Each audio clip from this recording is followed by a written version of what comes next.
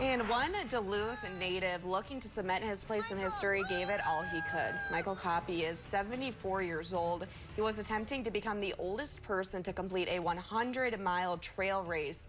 Now, we heard from his team yesterday, and after 9 hours and over 30 miles, Michael had to drop from the race. Koppy was disqualified after not reaching one of the aid stations by just a couple of minutes. Now, we did a special report on Koppy before he started his journey. You can find that full story on our website.